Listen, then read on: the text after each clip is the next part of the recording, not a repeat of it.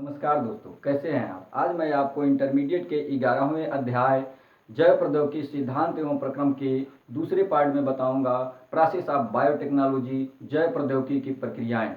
आइए जानते हैं कि जैव प्रौद्योगिकी की प्रक्रियाओं को कितने स्टेप में हम अध्ययन करते हैं और क्या क्या इसमें प्रोसेस होता है।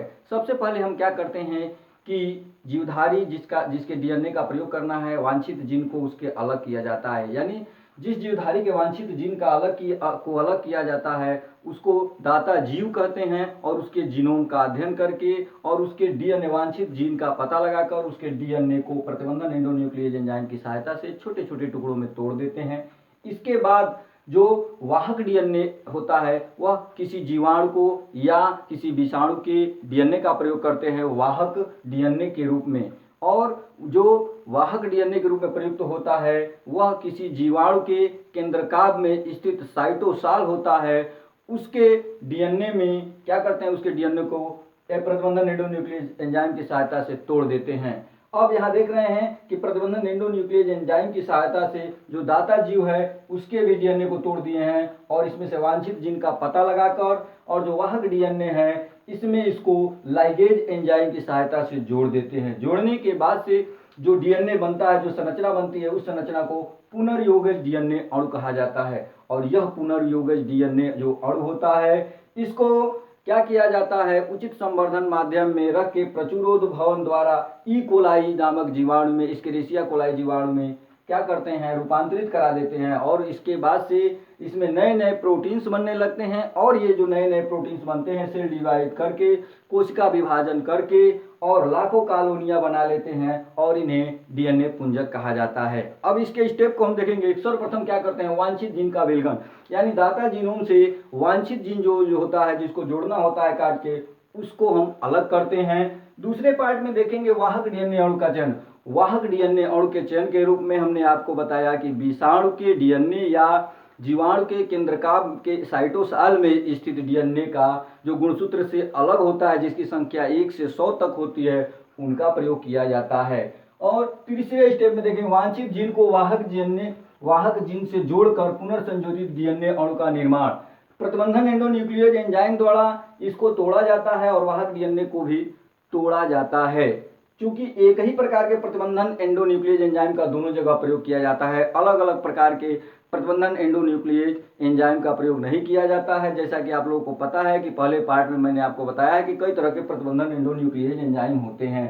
इनको तोड़ने के बाद से लाइगेज एंजाइम की सहायता से वांछित जीन वाला जो डीएनए होता है इसको वाहक डीएनए से जोड़ दिया जाता है और पुनर्योगज डीएनए अणु का निर्माण होता है। तीसरे देखेंगे हम लोग वांछित जीन को वाहक जीन से जोड़कर पुनर्संयोजित डीएनए अणु का निर्माण किया जाता है, और पुनर्संयोजित डीएनए अणु का पुंजकीकरण होता है, अर्थात जो ये डीएनए लाइगेज होता है या पुनर्संयोजित डीएनए अणु का निर्माण किया जाता है और इसको स्थानांतरित या रूपांतरित किया जाता है ई कोलाई नामक जीवाणु में, और जहां इसमें नए नए प्रोटीन्स बनने लगते हैं, और इसको उचित संवर्धन माध्यम में रख के प्रचुरोद्भवन द्वारा कोशिका विभाजन के परिणाम स्वरूप डीएनए पुंजकों का निर्माण किया जाता है, लाखों कॉलोनियां बनाई जाती है। एक चीज यह ध्यान देने योग्य है कि जो वाहक डीएनए होता है या संवाहक डीएनए होता है, या अर्थात जिसका प्लाज्मिड उपयोग करते हैं, उसमें सेल्फ मल्टीप्लिकेशन या स्व द्विगुणन की अपार क्षमता होती है। जो प्रतिबंधन एंडोन्यूक्लियेज एंजाइम होता है यह सभी स्थानों से डीएनए को नहीं काटता है, कुछ विशेष स्थानों से ही काटता है, जिन्हें हम लोग पैलिंड्रोम कहते हैं। आइए हम जानते हैं कि पैलिंड्रोम किसे कहा जाता है और यह क्या होता है। पैलिंड्रोम अर्थात वर्णों का ऐसा क्रम जो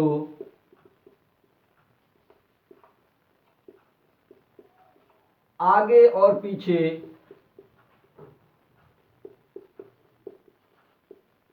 दोनों तरफ से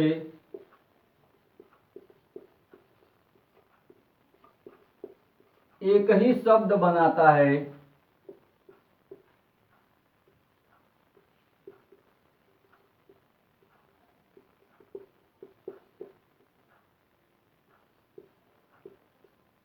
आगे और पीछे दोनों तरफ से पढ़ने पर जब एक ही शब्द बनता है तो उसे पैलिंड्रोम या विलोम पद कहा जाता है। उदाहरण के तौर पर हम लोग देखेंगे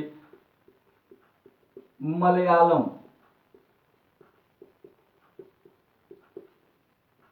देख रहे हैं यहां से मलयालम, मलयालम, अर्थात दोनों तरफ से सेम शब्द बन रहे हैं तो इसको पैलिंड्रोम कहते हैं।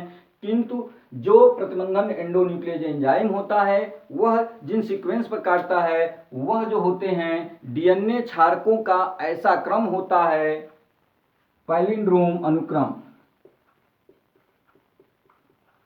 पैलिंड्रोम अनुक्रम, डीएनए क्षारकों का ऐसा अनुक्रम जिसमें क्या हो, एक तरफ से 3' से 5' अर्थात 5' से 3' दोनों तरफ से पढ़ने पर एक ही अनुक्रम होता है, उसको पैलिंड्रोमिक या पैलिंड्रोम अनुक्रम कहा जाता है। और इन्हीं अनुक्रमों पर जो प्रतिबंधन एंडोन्यूक्लियस एंजाइम होते हैं वही काटते हैं। उदाहरण के तौर पर देखेंगे हम लोग कि ए जी ए टी टी सी, यहां देख रहे हैं हम लोग GAATTC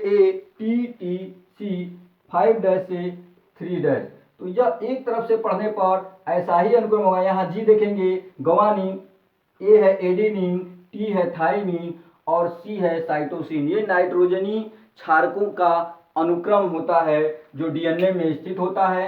और जो पैलिंड्रोम अनुक्रम होता है उसकी परिभाषा देखेंगे, नाइट्रोजनी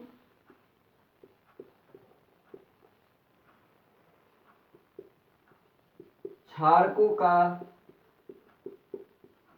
ऐसा अनुक्रम जो दोनों तरफ अर्थात 3' से 5' और 5' से 3' से समान होता है। अब इसमें देखेंगे हम लोग कि जो 3' से 5' तक GAATTC, उसी तरह से 3' से 5' से 3' तक ये है GAATTC, तो 3' से 5' की ओर यह होता है CTTA और G।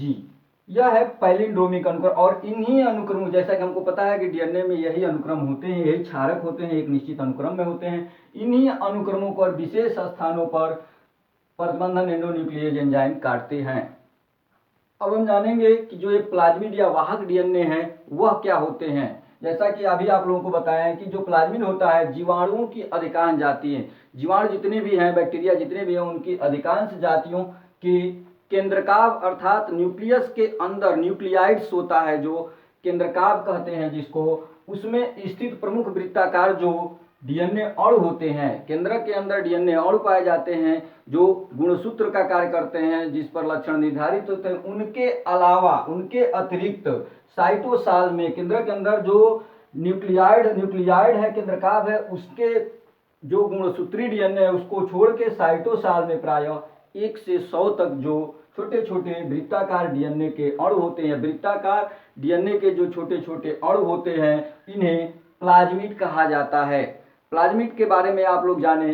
अब यहां देख रहे हैं पुनर्योगज डीएनए। सर्वप्रथम पुनर्संयोजित या पुनर्योगज डीएनए बनाने का कार्य किसने किया था? तो सन 1972 ईस्वी में पाल वर्ग ने सर्वप्रथम पुनर्योगज डीएनए को बनाने का कार्य किया था। दोस्तों, वीडियो अच्छा लगे तो लाइक, शेयर, सब्सक्राइब और कमेंट कर